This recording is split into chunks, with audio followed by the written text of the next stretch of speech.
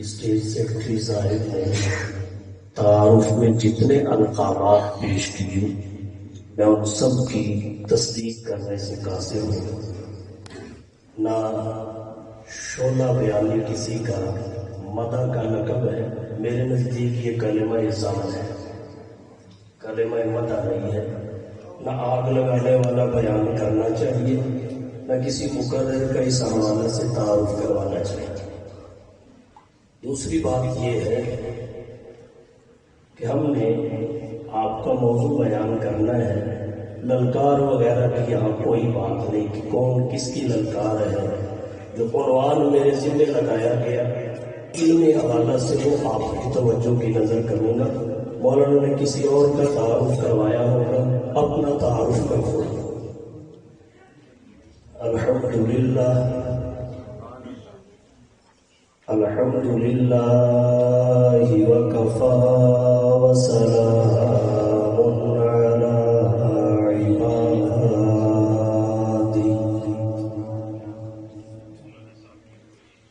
علی عباده الذین اصطفی.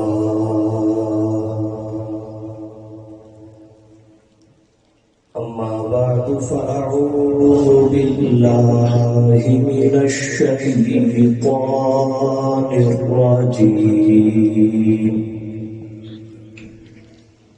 بسم الله الرحمن الرحيم.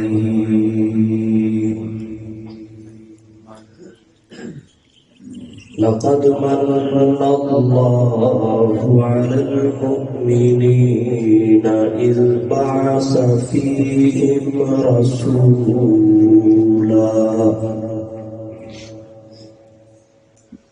من أنفسهم يتلو عليهم آياته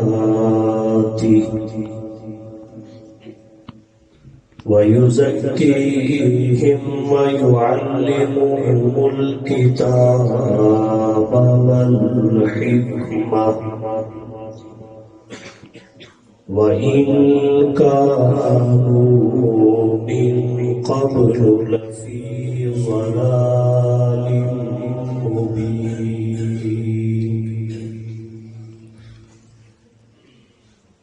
وقال النبي صلى الله عليه وسلم إنما بعثت معلما.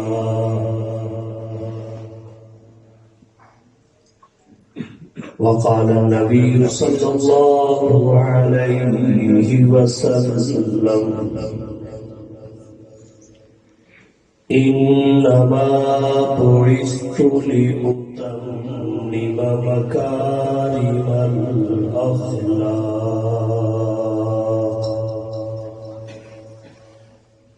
سبحان ربك رب العزة عما يصفون وسلام على المرسلين والحمد لله رب العالمين.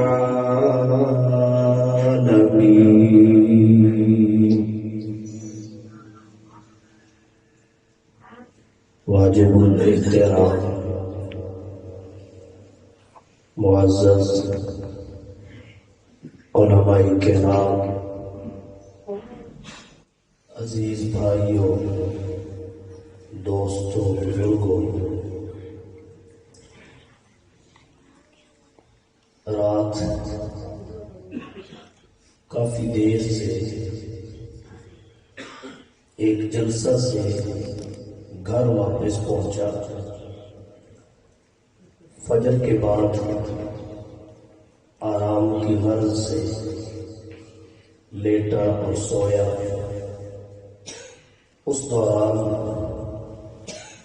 حضرت مولانا ممتاز احمد صاحب کلیار قدس الروح العالی کی مجھے کال آئی. برادر عزیز مولانا عیسیٰ صاحب متضلہ کی بھی کال آئی۔ مولانا نے اپنی شدید مجبوری ایک میرے سامنے ذکر کی، جس کی وجہ سے میں اپنی مصروفیات کے ہونے کے باوجود ان کا حکم نہیں ٹال سکا۔ ہمارے شعبے کے آدمی اسٹیج پہ اکثر ایک دوسرے سے ملنا ہوتا ہے۔ پورے 1.5 مہینے میں صرف 2 دن ایسے تھے جن میں میں نے تقریر نہیں کی اور اپنے آرام کے لیے رکھے۔ ان میں ایک پچھلے ہفتے میں گزرا اور ایک آج کا تھا۔ اس سے آگے تو اب ہم فارغ ہی نہیں ہوں گے، کیونکہ کرونا ہمیں خوب آرام کروائے گا۔ تو اس سے پہلے ربیع الاول اور ربیع الثانی جب سے شروع ہوا، صرف دوسرا دن آج یہ تھا کہ میں نے گھر میں رہنا تھا۔ مولانا کو اس نے زن کی بنیاد پہ میرا خیال آیا اور انہوں نے جو مجبوری ذکر کی میں ٹال نہیں سکا۔ میں آپ کی خدمت میں حاضر ہوں۔ اللہ تعالیٰ ان کی مجبوری کو ختم فرمائے۔ مجھے برادر عزیز حضرت مولانا محمد عیسیٰ صاحب مقدس العالی نے حکم فرمایا ہے کہ عنوان سیرت النبی آپ کے ذمے ہے۔ آپ نے اسی پر گفتگو اس جلسہ میں کرنی ہے، چنانچہ اسی کو پیش نظر رکھ کے چند باتیں عرض کروں۔ جناب نبی کریم صلی اللہ علیہ وسلم کی سیرت ایک سمندر ہے، سمندر بھی ایسا جس کا کنارہ کوئی نہیں، اور علماء نے لکھا ہے بحر لا ساحل لہ۔ آپ کی سیرت ایک بحر بے کنار ہے، ایسا سمندر جس کا کنارہ کوئی نہیں۔ مطلب آپ کی سیرت کے متعدد پہلو انگنت اجزاء ہیں جن کو احاطہ تحریر و بیان میں لانا کسی انسان کے بس کی بات نہیں ہے۔ البتہ جو آیت کریمہ میں نے آپ کے سامنے پڑھی ہے، اس میں حضور صلی اللہ علیہ وسلم کی سیرت طیبہ کے اہم نکات ہیں، وہ آپ کے سامنے رکھنا چاہوں گا۔ آیت کریمہ میں اللہ نے اپنے 2 احسانات کو ذکر فرمایا اور حضور کی بعثت کے 2 مقاصد بیان ہیں۔ اپنے 2 احسانات، حضور کی بعثت کے 2 مقاصد، اور پھر ان مقاصد کے ساتھ حضور کو بھیجنے کی وجہ بتایا۔ گویا 5 چیزیں ہیں، اللہ کے 2 احسانات، آپ کی آمد اور بعثت کے 2 مقاصد، اور پھر ان مقاصد کے ساتھ آپ کو مبعوث فرمانے کی وجہ۔ اللہ تعالیٰ نے فرمایا لقد من اللہ علی المؤمنین اذ بعث فیہم رسولا۔ البتہ تحقیق اللہ نے اہل ایمان پر انعام فرمایا، احسان کیا۔ اذ بعث فیہم رسولا، جس وقت ان میں ایک رسول بھیجا۔ تو ایک احسان اللہ کا یہ ہے کہ حضور کی ذات گرامی کو اللہ نے اپنا رسول بنا کر بھیجا۔ پھر فرمایا من انفسہم، جن کے لیے بھیجا انہی میں سے بھیجا تاکہ رہنمائی کامل کر سکے۔ یہ اللہ کا دوسرا احسان ہے۔ پھر آپ کی بعثت کے 2 مقاصد ذکر ہیں۔ نمبر 1 تعلیم کتاب و سنت، نمبر 2 تزکیہ نفس، یتلو علیہم آیاتہ ویزکیہم وَيُعَلِّمُهُمُ الْكِتَابَ وَالْحِكْمَةَ، اور پھر احسانات کی اور ان مقاصد کے ساتھ بعثت کی وجہ یہ بتائی، وَإِنْ كَانُوا مِنْ قَبْلُ لَفِي ضَلَالٍ مُبِينٍ، جو کہ آپ کی آمد سے قبل انسانیت فقط گمراہی میں نہیں بلکہ تگڑی گمراہی میں پھنس چکی، تو اس کے لیے داعی اور مبلغ سب سے بڑا بھیجنا بنتا تھا، تو اللہ نے تقاضا پورا کرتے ہوئے حضور کی ذات گرامی کو مبعوث فرمایا۔ فرمایا لقد من اللہ علی المؤمنین، البتہ تحقیق اللہ نے انعام فرمایا، اللہ نے انعام فرمایا، احسان کیا۔ اس کے بیان کے لیے لفظ من ہو، من کہتے تو نعمت و احسان کو ہے، مگر لفظ احسان اللہ نے اس لیے نہیں استعمال فرمایا احسن اللہ علی المؤمنین کہ احسان کا بدل موجود ہوتا ہے، اس کی مثل اور نظیر پائی جاتی ہے، تبھی اللہ نے قرآن میں فرمایا ہل جزاء الاحسان الا الاحسان، احسان کا بدل احسان ہے۔ من اس نعمت کو کہتے ہیں جس کا بدل نہیں ہوتا۔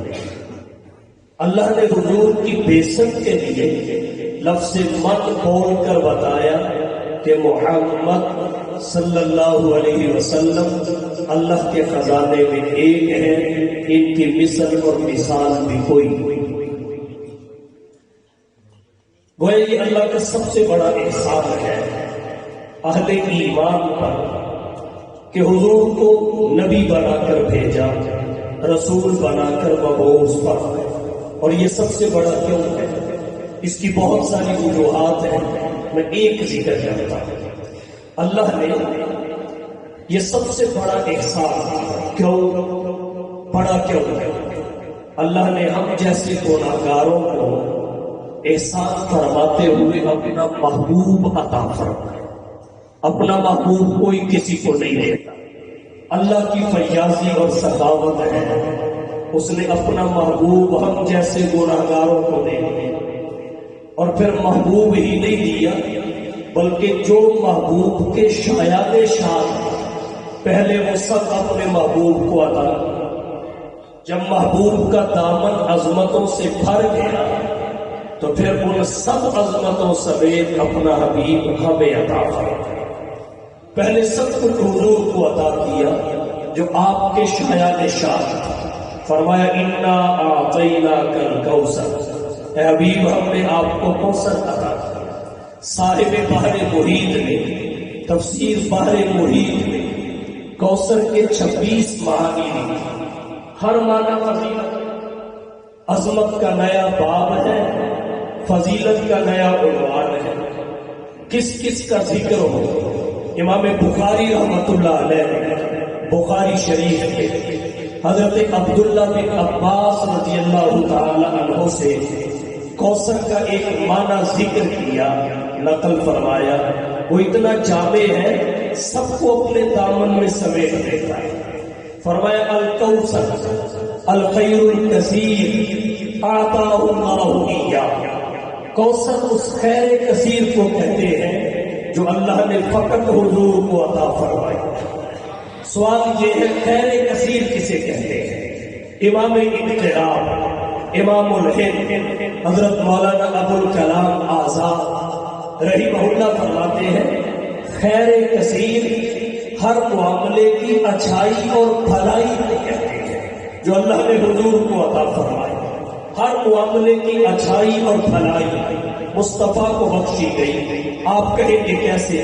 توجہ کیجیے، نبوت ایک معاملہ ہے، ایک نوع ہے، اس کا اعلیٰ فرد حضور کے پاس ہے، اللہ نے آپ کو عطا فرمایا۔ آپ کہیں گے کیسے؟ ہر نبی کی نبوت محدود ہے، زمانے کے اعتبار سے، علاقے کے اعتبار سے، افراد کے اعتبار سے حضور کی نبوت لامحدود ہے ہر اعتبار سے۔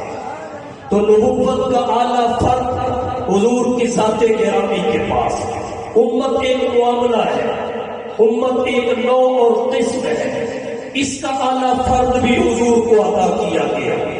دیگر انبیاء اور مرسلین کی امت ہے، آپ کی خیر الامت. کلمہ ایک نو اور فرد نو ہے، معاملہ ہے. اس کا اعلیٰ فرد حضور کی ذات گرامی کو بخشا گیا. ہر نبی کا کلمہ اس کی امت نے پڑھا، امتوں سے باہر نہیں گیا. حضور کا کلمہ نبوتوں نے پڑھا. امامت ایک معاملہ ہے، ایک نو ہے. اس کا اعلیٰ فرد بھی حضور کو عطا کیا گیا. ہر نبی امت کا امام محمد مصطفیٰ جمیع نبوتوں کے. ہر نبی کو اللہ نے شفاعت عطا کی، لیکن سب سے اعلیٰ شفاعت کبریٰ و عظمیٰ وہ حضور کو بخشی گئی. ہر نبی کا معراج امتحان کی صورت میں ہوا، آپ کا انعام کی صورت میں ہوا. ہر نبی کا معراج فرش زمین پہ ہوا. محمد مصطفیٰ کا معراج بھی عرش بری پہ. اللہ نے سب اپنے حبیب کو عطا فرمائے جو شایان شان تھا. فرمایا انا اعطیناک الکوثر، اے حبیب جو آپ کے شایان شان ہے ہم آپ کو دے کے آپ کے ہو گئے. فصلی لربک وانحر، اس کے شکرانے کے لیے آپ نماز اور قربانی جو رئیس العبادات ہے، باقی عبادتیں ضمن شامل ہیں، اپنے رب کے لیے کر کے ہمارے ہو جائیں. جب ہم سب کچھ دے کے آپ کے ہو گئے اور آپ سب کچھ ہمارے لیے کر کے ہمارے ہو گئے، ان نشانیت هو الابتر، آپ کا دشمن خود ہی جل مر جائے. آج ابو لہب کی نسل کہاں ملتی ہے؟ الزام لگانے والے، ابتر کہنے والے کہاں نظر آتے ہیں؟ الغرض اللہ کا احسان بڑا کہ حضور کو رسول بنا کر بھیجا. یہ سب سے بڑا احسان ہے، کیونکہ اللہ نے ہم جیسے گناہگاروں کو اس احسان میں اپنا حبیب عطا فرمایا. فرمایا لقد من اللہ علی المؤمنین، البتہ تحقیق بے بدل احسان فرمایا اللہ نے اہل ایمان پر. کب؟ اس بعث فیہم رسولا، جب ان میں ایک رسول بھیجا. ایک رسول. سوال پیدا ہوتا ہے رسول تو 313 ہے، ایک رسول کا کیا مطلب؟ ایک رسول کا مطلب یہ ہے وہ 313 رسول ایسے ہیں ان کی رسالت اس ایک کے طفیل ہے. حضرت نانوتوی رحمۃ اللہ علیہ کا ذوق یہ ہے، فرماتے ہیں حضور کی نبوت اور رسالت ذاتی ہے، دیگر انبیاء کی نبوت اور رسالت نبوت محمدی، رسالت محمدی کے طفیل ہے. تو اس صفت کی نبوت کا حامل فقط ایک ہے، اس لیے فرمایا رسولاً، ایک رسول بھیجا. دوسرا مطلب یہ ہے رسول اور بھی آئے 313، اس سے کم و بیش کی تعداد بتائی گئی، مگر وہ بنی اسرائیل میں آئے. بنی اسماعیل میں ایک ہی آیا، اسے محمد مصطفیٰ ہے. اس بعث فیہم رسولا، کب احسان فرمایا؟ جب ایک رسول بھیجا. ایک رسول کیا مطلب؟ تیسرا مطلب یہ ہے رسول اور بھی ہے مگر اپنی شان کا اکیلا ہے. جو شان اللہ نے آپ کو عطا فرمائی آپ کے علاوہ کسی کو عطا نہیں فرمائی. آپ اپنی شان میں اکیلے ہیں، منفرد ہیں، یکتا ہے. اپنی شان کا اکیلا رسول. آپ کہیں گے کیا شان ہے؟ میں زیادہ تفصیلات میں نہیں جاتا، اختصار کے ساتھ چند نکات آپ کی افضلیت اور آپ کی سب سے زیادہ عظمت کے آپ کی توجہ کی نظر کرتا ہوں. آپ کی شان جو آپ ہی کی ہے، روایات میں آتا ہے، علماء لکھتے ہیں جب آپ پیدا ہوئے تو مختون تھے. ولد مختون، آپ کے ختنے نہیں کرائے گئے، آپ کی ناف کٹی ہوئی تھی اور آپ جب دھرتی کائنات پہ تشریف لائے، بلکہ اس سے بھی پہلے امام سرکاری فرماتے ہیں، حضرت آمنہ کہتی ہے جب حضور کا نور نبوت عبداللہ کی صلب سے میرے ذہن میں منتقل ہوا تو 6 مہینے تک مجھے اس انتقال کا احساس نہیں ہوا. 6 مہینے کے بعد احساس کی کیفیت اس قدر بلند ہوئی، میں جس پتھر پہ قدم رکھتی تھی وہ روئی کے کانوں کی طرح نرم پڑ جاتا تھا۔ میں پانی بھرنے کے لیے کنویں کی مڈھیل پہ کھڑی ہوتی تھی، اس کی گہرائیوں میں اترا ہوا پانی میرے کھڑے ہوتے ہی ابھر کر کناروں کو چومنے لگ جاتا تھا۔ حضرت آمنہ کہتی ہے میں پہاڑوں کے قریب سے گزرتی تھی، پتھر سلام کہتے تھے، میں درختوں کے جھرمٹوں کے قریب سے گزرتی تھی، درختوں کے پتے، ٹہنیاں اور شاخیں بھی مجھے سلامیاں دیا کرتے تھے۔ حکیم الامت مجدد الملت حضرت مولانا اشرف علی تھانوی رحمت اللہ علیہ نے نشر الدین فی ذکر نبی کی حبیب میں لکھا، حضرت آمنہ کہتی ہے جب حضور کی ولادت کا وقت قریب آیا ستارے مجھ پہ چھپ آئے تھے، جب مصطفیٰ میرے بدن سے جدا ہوئے میرے بدن سے ایک نور نکلا جس کی روشنی مشرق و مغرب میں پھیلی اور میں نے سرزمین بطحا پر بیٹھ کر شام اور بصرا کے محلات کو دیکھ لیا۔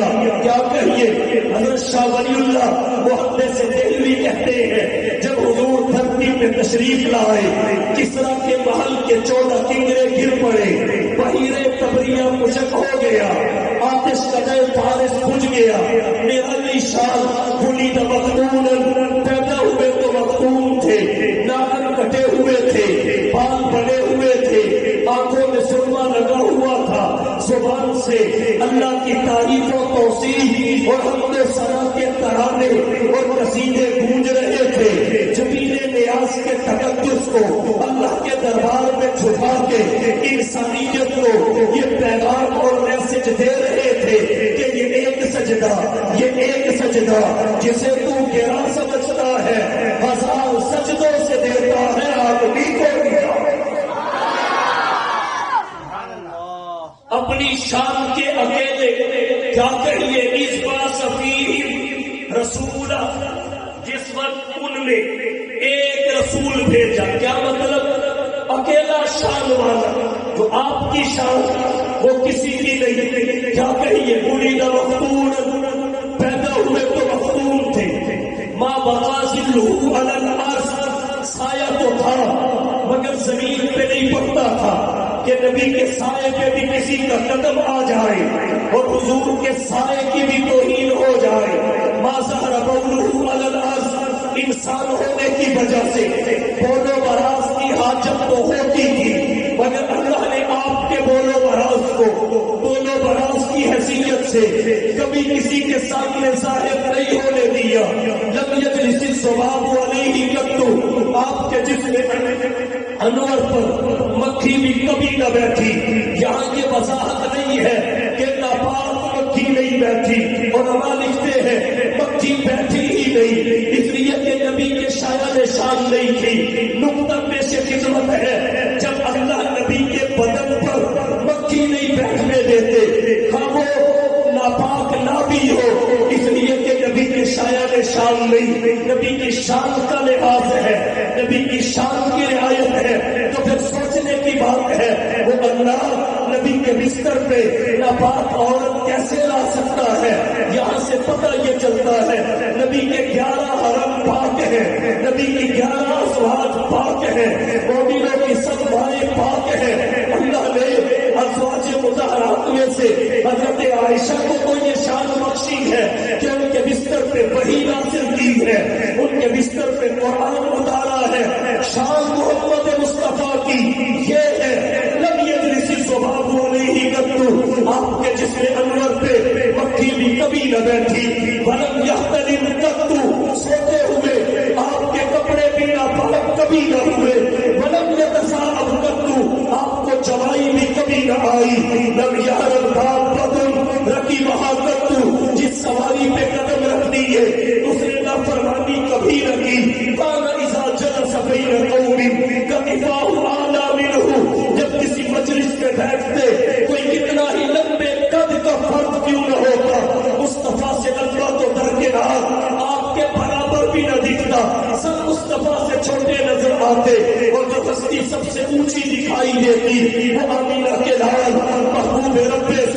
افضل صاحب الحسن والکمال ہوتے، حالانکہ حضور کا قد زیادہ لمبا نہیں تھا۔ صحابہ کرام حضور کا حلیہ بیان کرتے ہوئے کیوں فرماتے ہیں، کان النبی صلی اللہ علیہ وسلم وسط الجسم، نبی کی جسامت درمیانی تھی، لیس بالطویل، گھنی لمبی نہیں تھی، ولا بالقصیر، گھنی چھوٹی بھی نہیں تھی، آپ درمیانی جسامت کے تھے، لیکن شان آپ کی کیا تھی، کان اذا جلس بین قوم کتفاہ اعلی منہ، جب آپ کسی مجلس میں بیٹھتے تو سب سے اونچے آپ ہی دکھائی دیتے۔ صاحب مشکات نے مشکات شریف جلد اول میں حدیث ذکر کی، کان ینظر من قلبہ کما ینظر من امامہ، حدیث کے شارحین کہتے ہیں جب تک حضور نماز میں رہتے تب تک آپ کی شان یہ ہوتی جیسے آگے سے دیکھتے ویسے ہی پیچھے سے دیکھتے۔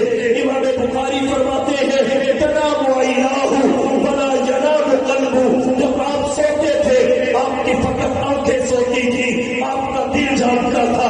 یہی وجہ ہے محقق علماء فرماتے ہیں نیند ہر کسی کے حق میں ناقض وضو ہے، سونے سے وضو ٹوٹ جاتا ہے، لیکن نبی کے حق میں نیند ناقص وضو نہیں ہے، سونے سے نبی کا وضو نہیں ٹوٹتا، اس لیے کہ جب غیر نبی سوتا ہے اس کی آنکھیں بھی سوتی ہیں، اس کا دل بھی سوتا ہے، اور جب محمد سوتے ہیں آپ کی فقط آنکھیں سوتی ہیں، دل جاگتا ہے، آپ کی فقط آنکھیں سوتی ہیں، آپ کا دل جاگتا ہے، بیدار رہتا ہے۔ یہی وجہ ہے جب آپ کا انتقال پرملال ہوا، آپ کی وفات حضرت آیات ہوئی، صحابہ کی مقدس جماعت کہہ رہی تھی آپ وفات پا چکے ہیں، حضرت عمر بن خطاب رضی اللہ تعالیٰ عنہ انکار فرما رہے تھے، ماننے کو تیار نہیں تھے۔ سوال یہ ہے حضرت عمر معمولی شخصیت نہیں ہے، حضور نے انہیں اس امت کا محدث قرار دیا ہے، مقام محدثیت پہ فائز ہے۔ مسلم شریف میں روایت آتی ہے، حضرت عائشہ کہتی ہے حضور نے فرمایا قد کان یکون قبلکم فی الامم محدثون، ہر امت میں محدث ہوا کرتے تھے، وَإِن یکن فی امتی منہم احد، اگر میری امت میں کوئی محدث ہے فإن عمر بن الخطاب منہم، تو وہ عمر بن خطاب ہے۔ قال ابن وہب، امام مسلم فرماتے ہیں ابن وہب نے فرمایا تفسیر محدثون ملہمون، محدث کی تفسیر ملہم ہے، سچے صاحب الہام کو محدث کہتے ہیں۔ میں اسے یوں تعبیر کرنا چاہوں گا، محدث اسے کہتے ہیں کہ اس کے اور حقیقت کے درمیان، اس کے اور معاملے کے درمیان جتنے پردے ہو وہ ہٹا دیے جائے، وہ کہیں بھی بیٹھ کے حقیقت کا ادراک کر لے۔ بالکل ایسے ہی ہوا، آج عدلیہ کہتی ہے حضرت عمر کی رائے پہ قرآن اترتا تھا، جبکہ علم کلام کے ماہرین کچھ یوں کہتے ہیں کہ قرآن تو ازلی اور ابدی ہے۔ ازلی اس کلام کو کہتے ہیں، ازل اس زمانے کو کہتے ہیں، ماضی میں ہو مگر اس کی ابتدا نہ ہو، ابد اسے کہتے ہیں، مستقبل کا زمانہ ہو مگر اس کی انتہا نہ ہو۔ قرآن تو ازلی کلام ہے، اس کی ابتدا نہیں، یہ اللہ کی صفت ہے، جیسے اللہ کی ذات قدیم ویسے اللہ کی صفت اور کلام قدیم۔ سوال یہ ہے قرآن تو ازلی کلام ہے، یہ پہلے سے ہے، دنیا بعد میں بنی، قرآن پہلے سے ہے، حضور بعد میں آئے، قرآن پہلے سے ہے، صحابہ بعد میں ملے، قرآن پہلے سے ہے، عمر بعد میں مسلمان ہوئے۔ جب قرآن پہلے سے ہے تو عمر کی رائے پہ اترنا کیا مطلب؟ علم کلام کے ماہرین فرماتے ہیں بات اصل میں یہ ہے قرآن تو پہلے سے ہے، لیکن اس کا کون سا حصہ اترنے والا ہے، معاملے میں اللہ کیا اتارنا چاہتے ہیں؟ محدث امت فاروق اعظم تھے، اس کے درمیان اور عمر کے درمیان جتنے پردے ہوتے اللہ سب کو ہٹاتے، عمر کو ادراک ہو جاتا، پھر عمر وہی کہتے جو آسمان سے اترنا ہوگا، وہی کہتے جو آسمان سے اترنا ہوگا۔ ممبر پہ کھڑے عراق کے مقام نہاوند پر مجاہدین کا لشکر کر رہا ہے، اچانک بولے یا ساریت الجبل، یا ساریت الجبل کیا ہے؟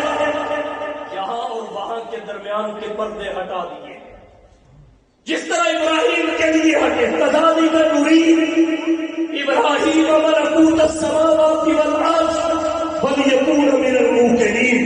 ابن کثیر کہتے ہیں آسمان کی طرف نظر دوڑائی تو عرش تک کے پردے ہٹے، زمین کی طرف نظر دوڑائی تو تحت الثری تک کے پردے ہٹ گئے، حقیقتیں دیکھی اور اللہ نے بتایا ایسے ہوا. وَلَقَدْ آتَيْنَا إِبْرَاهِيمَ رُشْدَهُ مِن قَبْلُ وَكُنَّا بِهِ عَالِمِينَ. تو بالکل اسی طرح درمیان کے پردے ہٹے، عمر نے حالات دیکھے، ادراک ہوا، منبر پہ کھڑے ہو کے کہا یا ساریۃ الجبل یا ساریۃ الجبل. صحابہ میں ربط چولہ سن کے حیران رہ گئے. پتہ تب چلا جب لشکر واپس پلٹا، اس نے رودان سنائی تو عمر کا انکار محدث امت کا انکار ہے، معمولی ہستی کا نہیں. وجہ کیا ہے؟ محقق علماء فرماتے ہیں وجہ یہ ہے صحابہ کی نظریں حضور کی آنکھوں پہ تھی اور آنکھیں سو جاتی تھی، اور حضرت عمر کی نظر مصطفیٰ کے دل پہ تھی اور دل مصطفیٰ بیدار رہتا. اس باس فیہم رسول، جس وقت تم نے ایک رسول بھیجا. کیا مطلب؟ اپنی شان میں ایک ہے، عصمت میں ایک ہے. اور پھر چلو ٹھیک ہے اپنی شان میں اکیلے ہیں، مثال کوئی نہیں ملتی، مگر رسول تو اور بھی ہے. اگرچہ ان کی شان یہ نہیں، ان کی بعثت بھی ہوئی ہے، ان کی بعثت پر پروردگار عالم نے اپنے احسان کو اس طرز سے بیان نہیں کیا جس طرح محمد مصطفیٰ صلی اللہ علیہ وسلم کی بعثت کے احسان کو ذکر فرمایا. کیا وجہ ہے؟ میرا ذوق اور وجدان کہتا ہے کہ باقی انبیاء اور رسولوں کے آنے سے قصر نبوت کی فقط تعبیر ہوئی، باقیوں کے آنے سے قصر نبوت کی فقط تعبیر ہوئی. لیکن جب حضور تشریف لائے تو قصر نبوت کی تعمیر ہی نہیں بلکہ تکمیل ہو. باقیوں کے آنے سے تعمیر ہوئی اور جب حضور آئے تو تعمیر کی تکمیل ہو گئی. اللہ نے اس وقت فرمایا اس باس فیہم رسول، جس وقت اللہ نے اہل ایمان میں ایک رسول بھیجا تو ایک احسان آپ کو رسول بنا کر بھیجنا، دوسرا احسان من انفسہم جن کے لیے بھیجا انہی میں سے بھیجنا، کیونکہ اگر انہی میں سے نہ ہوتے تب بھی نبھا مشکل ہو جاتا، رہنمائی نہ ہو سکتی. آپ کہیں گے کیسے؟ چلو بات سمجھانے کے لیے میں جبرائیل کو لے آتا، عام فرشتہ نہیں، فرشتوں کا سردار ہے، قرآن تعریف کرتا ہے انہ لقول رسول کریم ذی قوۃ عند ذی العرش مکین مطاع ثم امین. مطاع قرار دیے گئے. اگر جبرائیل بھی آ جاتے تو رہنمائی کامل نہ ہو سکتی. آپ کہیں گے کیسے؟ وہ ایسے کہ جبرائیل کی وہ ضرورتیں نہیں جو ہماری ہیں، ہماری ضرورتیں اور ہیں، جبرائیل کی ضرورتیں اور ہیں. ہمیں بھوک پیاس لگتی ہے، جبرائیل کو نہیں لگتی. اسے ہماری بھوک پیاس کا احساس کیسے ہوگا؟ ہماری بھوک پیاس کو سامنے رکھ کے بروزے کی رخصت اور عدم رخصت کا فیصلہ کیسے کریں گے؟ بالکل اسی طرح ہمیں تھکاوٹ ہوتی ہے، جبرائیل کو نہیں ہوتی. انہیں ہماری تھکاوٹ کا احساس کیسے ہوگا؟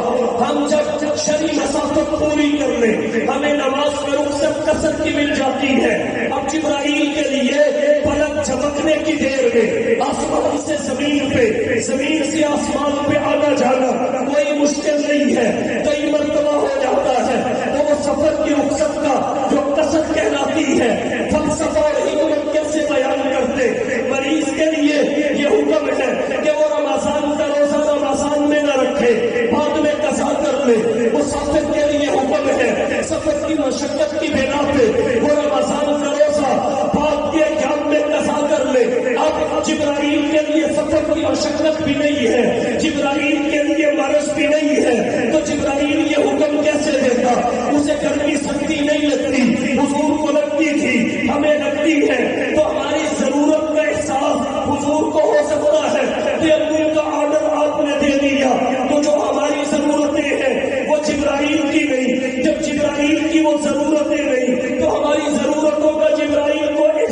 بھی نہیں، جب احساس بھی نہیں تو رہنمائی کیسے ہو سکتی ہے؟ نہ جبرائیل کے والدین ہیں، نہ جبرائیل کی اولاد ہے، نہ والدین نہ اولاد۔ اب ہمارا جب کوئی پیارا دنیا سے جاتا ہے ہمیں صدمہ ہوتا ہے، صدمہ۔ اب جبرائیل کا نہ کوئی پیارا دنیا سے رخصت ہوا، نہ ماں نہ باپ، نہ بیٹا نہ بیٹی، نہ بہن نہ بھائی، نہ بیوی نہ بچے۔ تو ہمارے پیاروں کی جدائی پہ جو ہمیں صدمہ لاحق ہوتا ہے اس کو جبرائیل کیا جانے وہ کیا ہو۔ یہ احساس کون سے ہی ہو سکتا ہے جس کی زندگی میں بچپن میں والدہ کا سایہ سر سے اٹھ گیا، دادا نے ہاتھ رکھا وہ بھی زیادہ دیر نہ رہ سکا، جس کی زندگی میں پھوپھیاں اٹھی ہو، 3 بیٹیوں کی میت اٹھی ہو، 3 بیٹے داغے مبارکت دے گئے ہو، جانثار صحابہ کبھی بدر میں شہید ہوئے ہو، کبھی احد میں شہید ہوئے ہو، 16 یا 18 سال کا بیٹا ابراہیم یوں آپ کے ہاتھوں میں دم توڑ رہا ہو، اور جب اس کی جان آفرین کے سپرد ہوئی آپ کی آنکھیں برس پڑی، آپ کی پلکیں جھلک پڑی، صحابہ کرام نے آپ کو حیرت سے دیکھا، وہ یہ پوچھ رہے ہو اللہ کے رسول ہمیں تو رونے سے منع کرتے ہیں اور خود آج آپ رو رہے ہیں، تو فَأَشَارَ إِلَىٰ لِسَانِهِ۔ امام بخاری فرماتے ہیں حضور نے اپنی زبان کی طرف اشارہ کر کے فرمایا میں نے اس کے رونے سے منع کیا ہے۔ صدمہ لاحق ہونا یہ تو فطرت ہے، یہ تو انسان کی محبت ہے، یہ صدمے کی کیفیت ہے، اسے کون روک سکتا ہے؟ فرمایا ان العین تدمع، آنکھ برس رہی ہے، پلک چھلک رہی ہے، والقلب یحزن، دل غمگین ہے، لیکن اس کے باوجود ولا یقول الا ما یرضی ربنا، محمد کی زبان پہ وہی جملہ آئے گا جسے محمد کا رب پسند کروائے۔ تو ایک اللہ کا احسان آپ کو رسول بنا کے بھیجنا، اور دوسرا جن کے لیے بھیجا انہی میں سے بھیجنا۔ اگر انسان کے لیے انسان کامل کو نہ بھیجا جاتا تو رہنمائی مشکل ہو جاتی، رہنمائی مشکل ہو جاتی، کیونکہ حضور کی ضروریات تو وہ ہے جو ہماری ہے، اس لیے ہماری ضروریات کا احساس بھی ہے اور احکام بھی اسی احساس کے پیش نظر ہے، جبکہ نہ جبرائیل کی وہ ضروریات نہ انہیں ہماری ضروریات کا احساس، تو اس کے مطابق عملاً احکام کیسے ہو سکتے تھے؟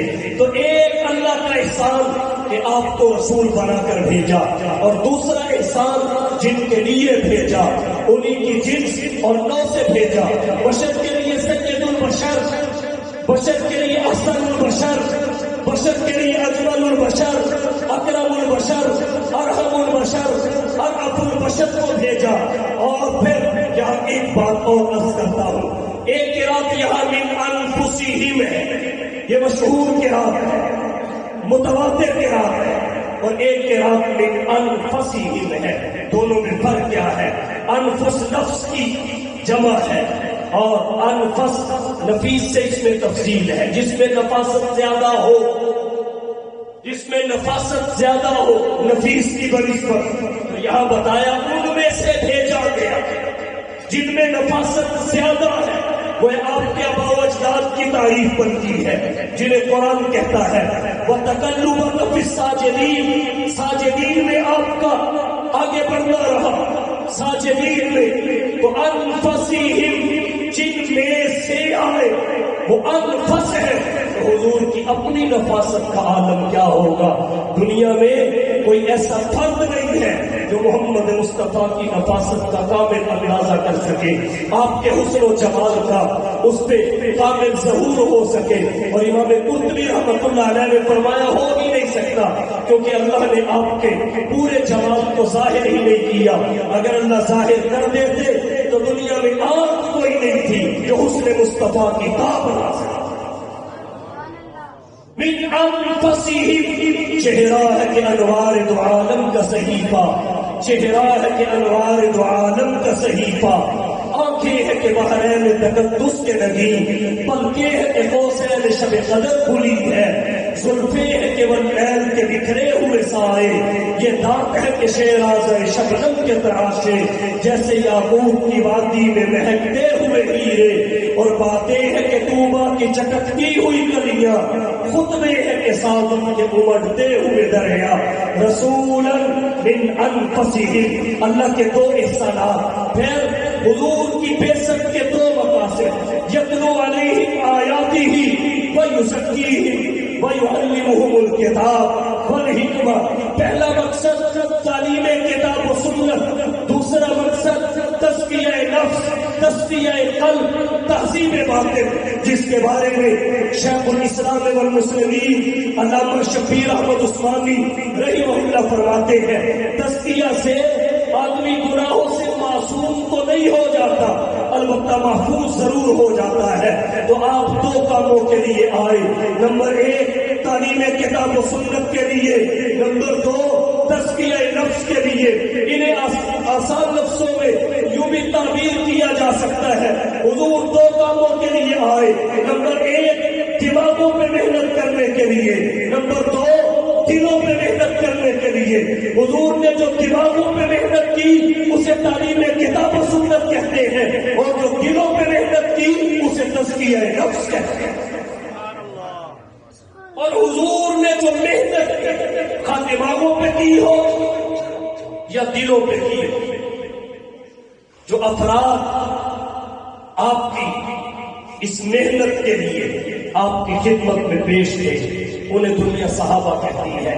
حضور سے بڑا معلم کوئی نہیں، آپ سے بڑا مربی بھی کوئی نہیں، اور یہی وجہ ہے کہ صحابہ سے بڑا انبیاء کے بعد طبقہ بھی کوئی نہیں، کیونکہ ان کی کتاب و سنت کی تعلیم بھی اس ہستی سے مکمل ہوئی جس سے بڑا استاذ کوئی نہیں، ان کے قلوب کا تزکیہ بھی اس مربی اور شیخ نے کیا جس سے بڑا شیخ کوئی نہیں۔ اس لیے ساری کائنات کے عبادت گزار بھی مل جائے وہ نیچے ہی رہیں گے، محمد کے صحابہ انبیاء کے بعد سب سے اونچے، نہ وہ ہمارے جیسے، نہ ہم ان سے ان جیسے، نہ وہ ہمارے جیسے نہ ہم ان جیسے، کیونکہ ان کے استاد محمد ہیں صلی اللہ علیہ وسلم، ان کے مربی اور شیخ محمد ہیں صلی اللہ علیہ وسلم، اور نہ آپ جیسا کوئی معلم ہے، نہ آپ جیسا کوئی مربی ہے۔ جب آپ جیسا استاد اور شیخ کوئی نہیں تو آپ کے شاگردوں جیسا دنیا میں کون ہو؟ تو کون کہتا ہے ہم رجال ونحن رجال، صحابہ بھی بندے ہم بھی بندے، بلا شبہ بندے تو ہیں، لیکن بندوں میں بھی فرق ہوتا ہے۔ یہ تو انبیاء بھی بندے، سبحان الذی اسریٰ بعبدہ لیلا، حضور بھی بندے، اسریٰ بعبدہ بندے ہیں، مگر بندوں میں فرق ہے۔ صحابہ ہمارے جیسے نہیں، ہم صحابہ جیسے، وہ انبیاء کی طرح انسانیت سے افضل تو نہیں۔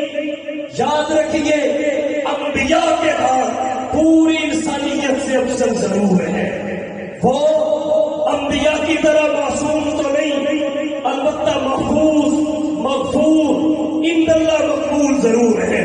وہ ربوبیت اور نبوت کے درمیان واسطہ تو نہیں، البتہ نبوت اور امت کے درمیان واسطہ ضرور ہے۔ جو نبوت سے لیتے ہیں امت کو دیتے ہیں، نبوت سے پڑھتے ہیں امت کو پڑھاتے ہیں، نبوت سے سیکھتے ہیں امت کو سکھاتے ہیں، نبوت سے سنتے ہیں امت کو سناتے ہیں، نبوت سے جانتے ہیں امت کو بتاتے ہیں۔ ان پہ اگرچہ قرآن اترا تو نہیں ہے، مگر وہ قرآن کے اولین مخاطب اور محافظ ضرور ہے۔ وہ اسلام کے اوامر و نواہی کے موجب تو نہیں ہے، مگر اسلام کے اولین ناقل اور شارع ضرور ہے۔ ان کے قبضہ میں انسانیت کی ہدایت تو نہیں ہے، مگر وہ پوری انسانیت کے لیے ذریعہ ہدایت اور نمونہ عمل ضرور ہے۔ ان سے اللہ کی حکمت اور مشیت کے تحت خطا کا ہو جانا تو ثابت ہے، مگر ذمہ میں باقی نہ رہنا یقینی ضرور ہے۔ وہ ہمارے جیسے نہیں، ہم ان جیسے نہیں۔ کون کہتا ہے ہم رجال ونحن رجال، ہم جنت تلاش کرتے ہیں، جنت محمد کے صحابہ تلاش کرتی ہے، ہم اللہ کی رضا تلاش کرتے ہیں، اللہ کی رضا اصحاب مصطفیٰ تلاش کرتی ہے۔ بہت بڑی ہستی ہے شیخ عبد القادر جیلانی، ان سے یہ دعویٰ آپ نہیں سن پائیں گے کہ اللہ مجھ سے راضی ہے، جبکہ ہر کسی کو اللہ کی رضا کی تلاش ہے۔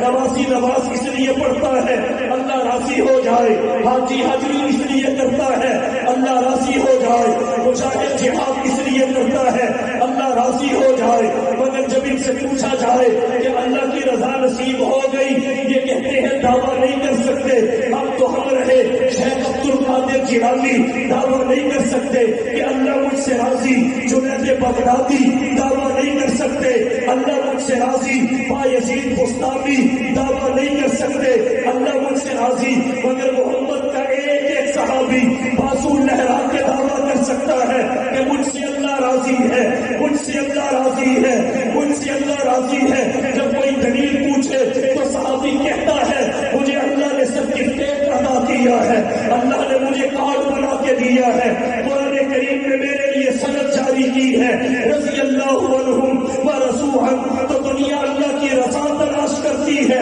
اللہ کی رضا اصحاب مصطفیٰ تلاش کرتی ہے۔ ہم خطا پہلے کرتے ہیں، وہ بھی بعد میں ہوتی ہے، وہ بھی مانگے تو صحابہ کی شان یہ ہے ان سے خطا ہوتی ہی نہیں، وہ بھی کا اعلان پہلے ہو جاتا ہے، اعملوا ما شئتم، جو چاہو کرو، قد غفرت لکم، میں نے کرنے سے پہلے معاف کر دیا ہے، فقط معاف ہی نہیں کیا، وقت بدلت سیئاتکم حسنات، میں نے تو تمہاری سیئات کو بھی حسنات سے بدل دیا۔ حضور کی آمد کے دو مقاصد، نمبر ایک تعلیم کتاب و سنت، نمبر دو تزکیہ نفس۔ دوسرے لفظوں میں یوں کہہ لیجئے آپ دو کاموں کے لیے آئے، نمبر ایک دماغوں پہ محنت کرنے کے لیے، نمبر دو دلوں پہ محنت کرنے کے لیے۔ آپ نے جو دماغوں پہ محنت کی اسے تعلیم کتاب و سنت کا نام دیا گیا، اور آپ نے جو دلوں پہ محنت کی اسے تزکیہ نفس کا نام دیا گیا۔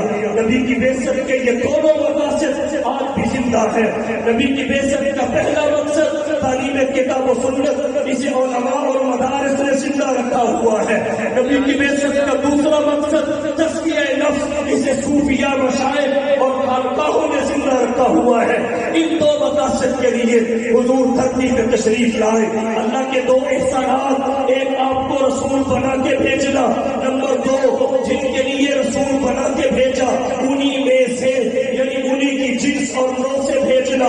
پھر آمد کے دو مقاصد، نمبر ایک تعلیم کتاب و سنت، نمبر دو تزکیہ نفس، تصفیہ قلب اور تہذیب باطن۔ اب آخری بات، یہ دو احسانات آمد کے دو مقاصد کس لیے، وجہ کیا تھی؟ فرمایا وَإِنْ كَانُوا مِنْ قَبْلُ لَفِي ضَلَالٍ مُبِينٍ، آپ کی آمد سے پہلے لوگ فقط گمراہ ہی نہیں ہوئے بلکہ گمراہی کے دلدل میں پھنس گئے۔ یہ کائنات کسی مسیحا کا انتظار کرنے لگی، آقا بدلا ہوا تھا رنگ گلوں کا تیرے بغیر، بدلا ہوا تھا رنگ گلوں کا تیرے بغیر، اور ایک خاک سی اڑی ہوئی سارے چمن میں تھی۔ جب ضلالت تکڑی ہو گئی تو اللہ نے سب سے بڑے دائی کو اسے مٹانے کے لیے بھیجا، بس حضور کے آنے کی دیر ہوئی، انقلاب دنیا نے دیکھا کہ ضلالت ہدایت میں بدلی، جہالت علمیت میں بدلی، بغاوت اطاعت میں بدلی، شقاوت سعادت میں بدلی، اجنبیت اپنائیت میں بدلی، جفا وفا میں بدلی، نفرت محبت میں بدلی۔ کہنے والے نے کیا خوب کہا، راہ میں کانٹے جس نے بچھائے کالی ندی پتھر برسائے، راہ میں کانٹے جس نے بچھائے کالی ندی پتھر برسائے، اس پہ چھڑکی پیار کی شبنم صلی اللہ علیہ وسلم، سمجھے دارو شفا دی، داغ سنے اور نیک دعا دی، زخم سہے اور بخشا مرہم صلی اللہ علیہ وسلم، بحر سخاوت کان مرمت، آئین رحمت شافی امت، مالک جنت قاسم کوثر صلی اللہ علیہ وسلم، دولت دنیا خاک برابر، ہاتھ کے پانی دل کے تمنگر، مالک کشور تخت افسر صلی اللہ علیہ وسلم۔ آپ کے آنے کی دیر ہوئی، آپ نے ایسا انقلاب برپا کیا، دعوت و تبلیغ کی ایسی عالمی تحریک برپا کی، ایسی جد و جہد کی کہ دنیا کی کایا پلٹ کے رکھ دی، راہزن راہبر بنے، جاہل عالم بنے، سند پرست سمت پرست بنے، باطل پرست حق پرست بنے، اور بے شرمی سے بھرا ہوا معاشرہ شرم و حیا کا پیکر بنا، بدو زمانے کے امام بنے، جو حلائے عرب مقام صحابیت پہ پہنچے، ذرے صحرا ہوئے، قطرے دریا ہوئے، غلام آقا ہوئے۔ کہنے والے نے کہا تو پیشانی نے تیری قطروں کو دریا کر دیا، آقا تو پیشانی نے تیری قطروں کو دریا کر دیا، دل کو روشن آنکھوں کو بینا کر دیا، اور قدرت جو راہ پر اوروں کے حامی بن گئے۔ کیا نظر تھی جس نے مردوں کو مسیحا کر دیا؟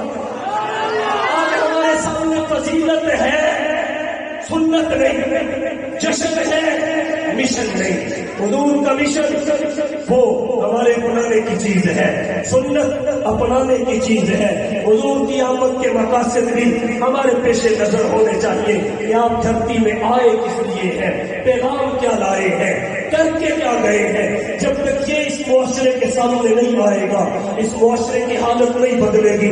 آج نوجوان سے شکوہ کس بات کا کر سکتے ہیں جب ہم نے ناپ تول کے نبوی اصول بتائے ہی نہیں؟ اس کی ناپ تول میں کمی کا الزام اسے کیسے دیا جا سکتا ہے؟ جب محمد کی آنکھوں کا حیا اسے سنایا ہی نہیں، اس کی بے حیائی کا الزام اسے کیسے دیا جا سکتا ہے؟ جب ہمسائے کے ساتھ حضور کا کلام اسے بتایا ہی نہیں تو اس کی بد اخلاقی پہ شکوہ کیسے کیا جا سکتا ہے؟ جب چھوٹوں سے نبی کی محبت اسے سنائی ہی نہیں پھر اس کی سختی پہ اس کو بدنام کیسے کیا جا سکتا ہے؟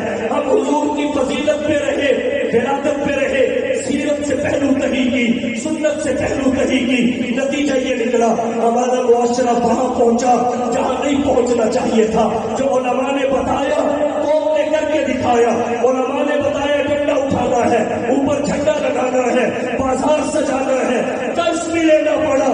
اس نوجوان نے وہ کیا جو عالم نے بتایا۔ اب اس نوجوان سے کیسا شکوہ کروں کہ یہ بد اخلاق ہے، کیونکہ عالم نے نبی کا کلام بتایا ہی کب ہے؟ کیسے شکوہ کروں؟ اس میں برداشت نہیں ہے کیونکہ نبی کی برداشت اسے بتائی ہی کب گئی ہے۔ کیسے شکوہ کروں کہ یہ ناپ تول میں کمی کرتا ہے، نبی کے اصول تجارت بتائے ہی کب گئے ہیں؟ قصور پھر اپنا نکلا۔ چاہیے یہ کہ نبی کی سنت کی اہمیت کو اجاگر کرے، نبی کی سیرت بتائے، تعلیمات بتائے، نبی کی جنت بتائے، خلوت بتائے، انفرادی زندگی سے پردہ اٹھایا جائے، اجتماعی زندگی سے پردہ اٹھایا جائے، سنت کو اجاگر کیا جائے، کیونکہ نقش قدم نبی کے یا جنت کے راستے اللہ سے ملاتے ہیں، سنت کے راستے۔ تو آمد کے مقصد کو فالو کرنا بہت ضروری ہے تاکہ سیرت نبوی کی تاریخیت، جامعیت، کاملیت، عملیت، محفوظیت واضح ہو۔ مذہب اسلام کی مذاہب عالم پر فوقیت، برتری اور بالاتری کا اظہار ہو، مغربی تہذیب کو شکست ہو، اسلامی تہذیب کا بول بالا ہو۔ اس لیے آپ سے یہی کہہ کے اجازت لے رہا ہوں کہ آؤ دوستو ایک کام کریں، آؤ دوستو ایک کام کریں، اسوہ مصطفیٰ کو عام کریں، جن سے ہوتا ہے زمانے میں اجالا ان چراغوں کا اہتمام کریں۔ وآخر دعوانا ان الحمدللہ۔